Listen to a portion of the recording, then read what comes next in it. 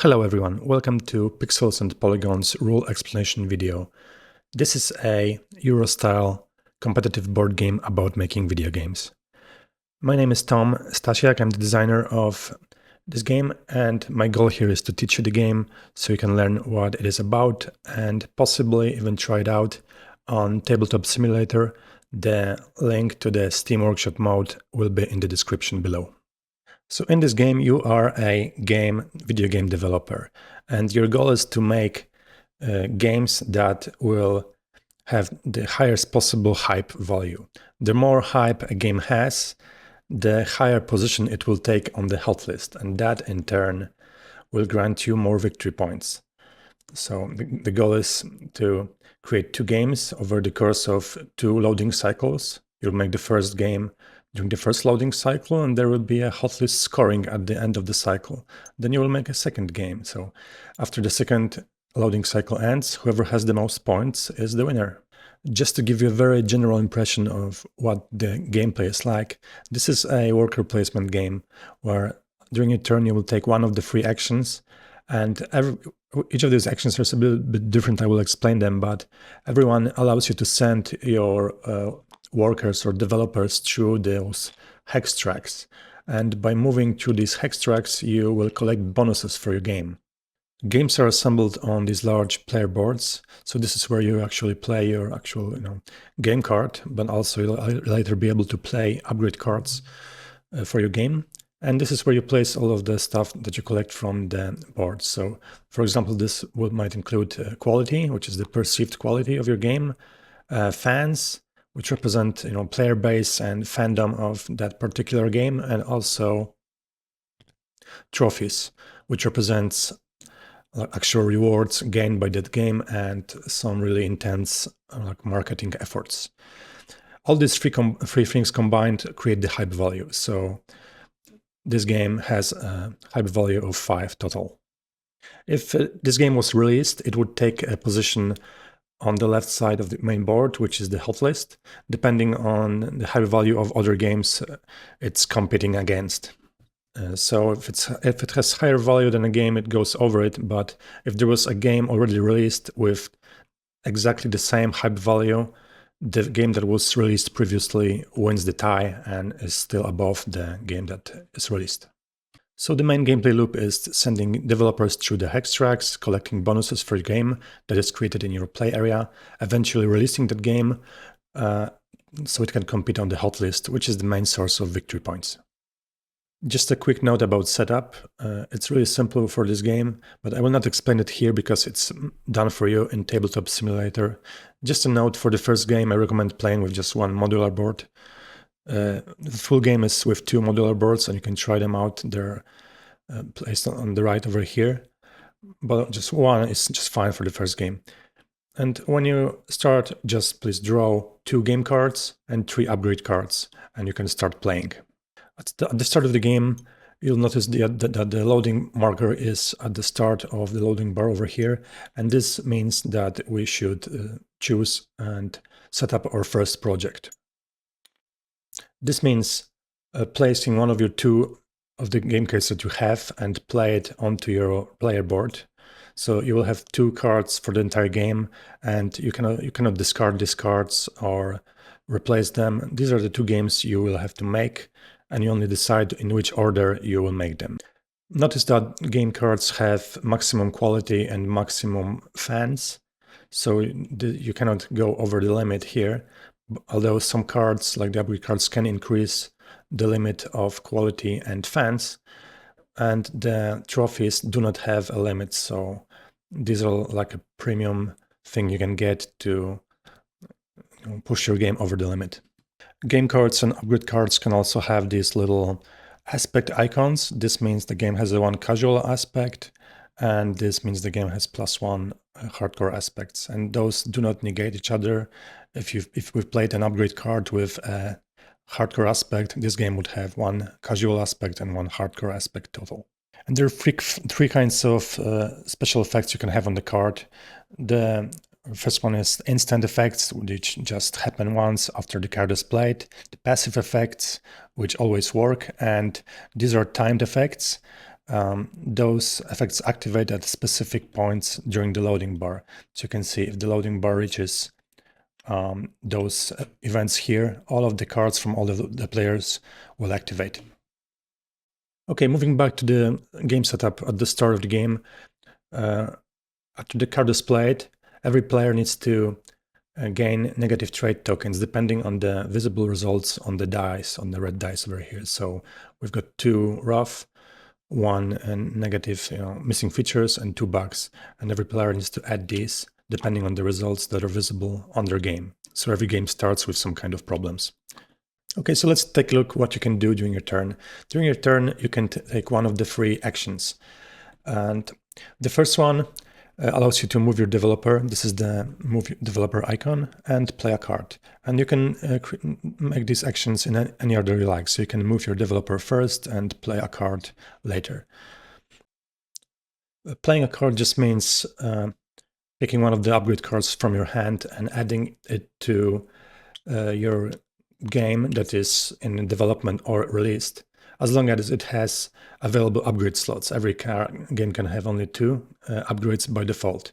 So after playing the game, the upgrade card, you receive the tokens printed on the upper left corner, and you resolve any instant effects the card might have.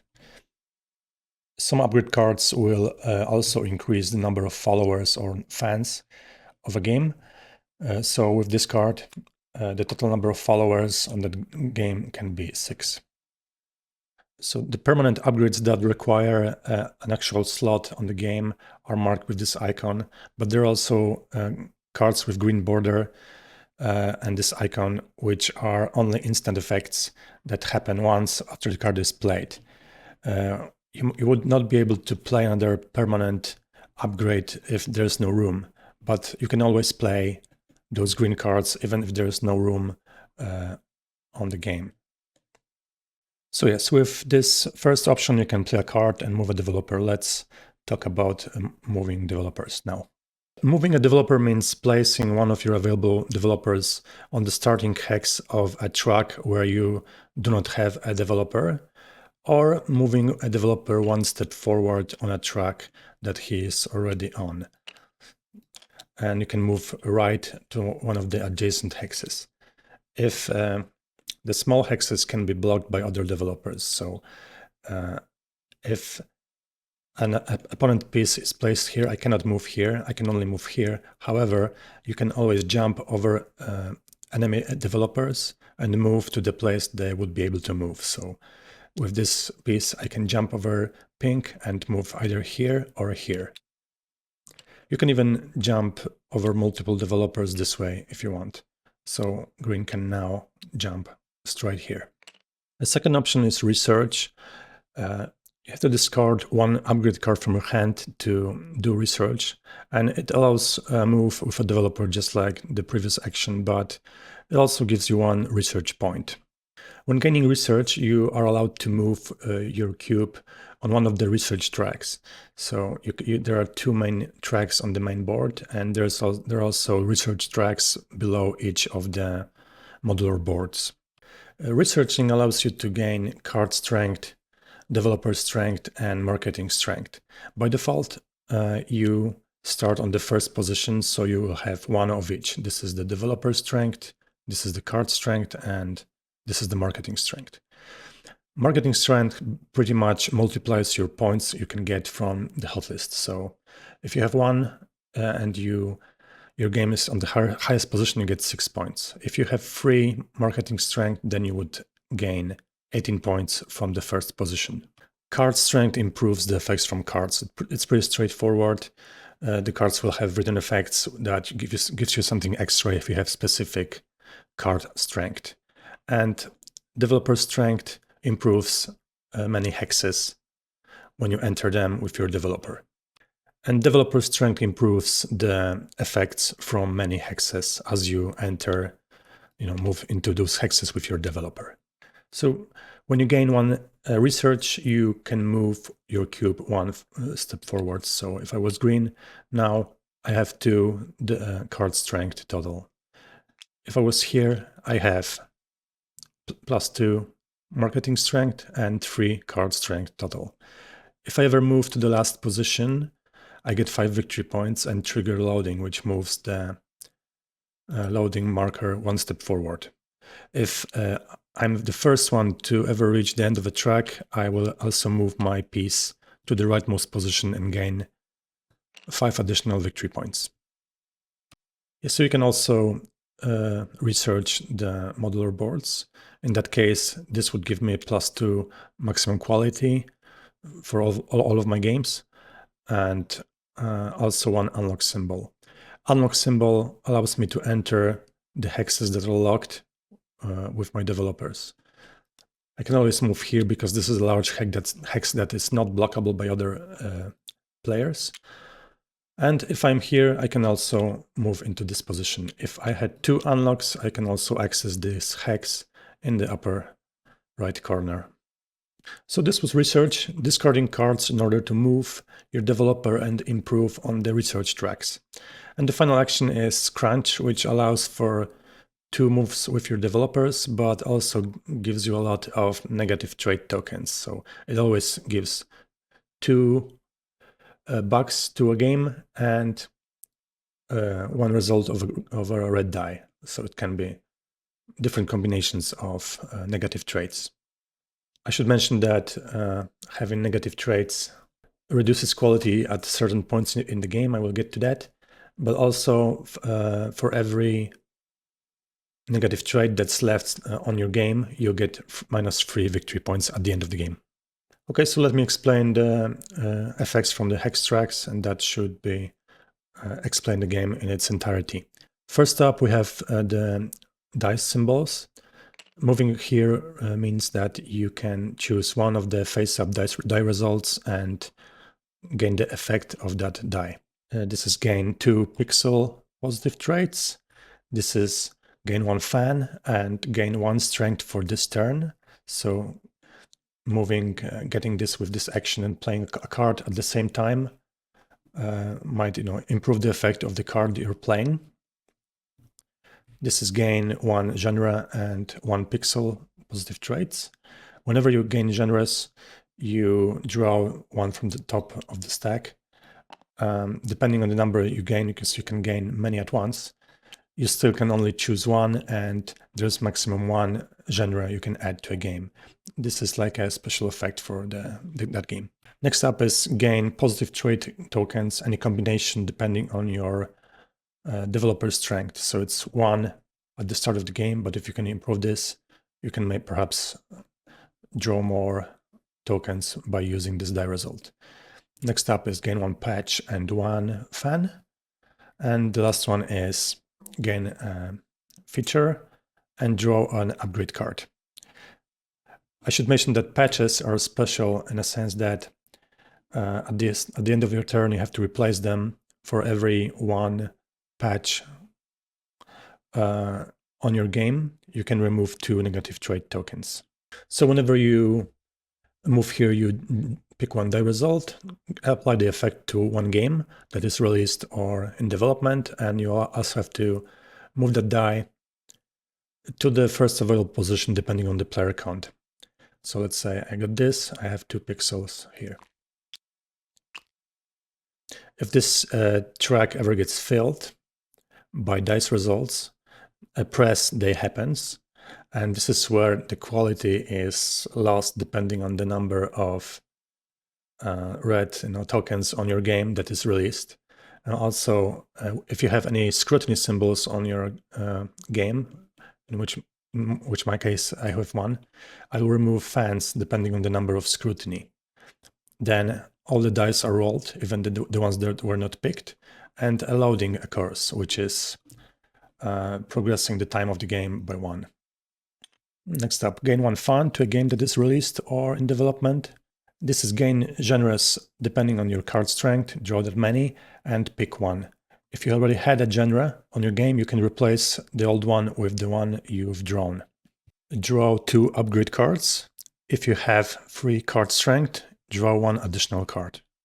Activate all timed effects from your games. So normally The timed effects are activated automatically when this loading bar step is initiated. But there are also other ways to activate your effects, for example, this hex. I mean the effects from cards that activate only when this when this effect occurs. So sometimes there is a passive effect on a hex track. So the stuff that's inside a hex happens instantly once, but as long as a developer is occupying this hex, you get this passive effect, which is gain one casual aspect or one hardcore aspect to all of your games. Finally, there are the final hexes. The final hexes on the development track have an important effect, which is development. And it allows spending of green tokens and also meeting certain requirements to make your game better. You can see the basic effect is here. If you get this, you can develop one game that is released or in development, and you can trade any amount of green tokens to gain that much quality, or trade two features to gain a fan. You can do this any amount of times, but there's also an option to develop with a trend. There will be 3 random trend tiles on every game, and those tiles have a requirement on the left and a reward on the right. When developing, you can pick one of these trends and score it any amount of times as long as you can afford it. So for example, here I need to have 2 casual aspect on a game to score this, and also discard 2 pixel tokens. So if I would receive 1 card and 2 quality on that game. So, but if I had 4 casual aspects and discarded 4 pixel tokens, I can score this twice. So I would gain 2 cards and 4 quality total. With this, I'm required to have a genre on a game and discard 2 features to gain a fan and 2 quality. And here, I don't have to discard anything, but I need to have at least 3 hardcore aspects on my game to get a fan. And if I score a trend any amount of times, I will receive 1 trophy. So it doesn't matter how many times I'll score it, I'll still get 1. An exception to this is the strategy genre, because it allows scoring, developing, with 2 trends at the same time. So if somebody happens to score 2 trends while having strategy, they would get 2 trophies instead. So the final hexes. First, resolve the effects in any order, get 1 green die, get patches equal to the number of developer strength that you have, resolve your development effects, and you can also pick one of those bonus tokens. So you can and also you can get a bonus token depending on the hex you're standing in. Those things, you can move them to your play area, and during your turn you can use them on your game. Let me go over the effects from the bonus tokens real quick. So this is casual aspect. If I place it on a game, it will gain +1 casual aspect. This is the same for hardcore. This is marketing strength for that game only. So marketing strength, just a reminder, it improves the points you can get from the hot list.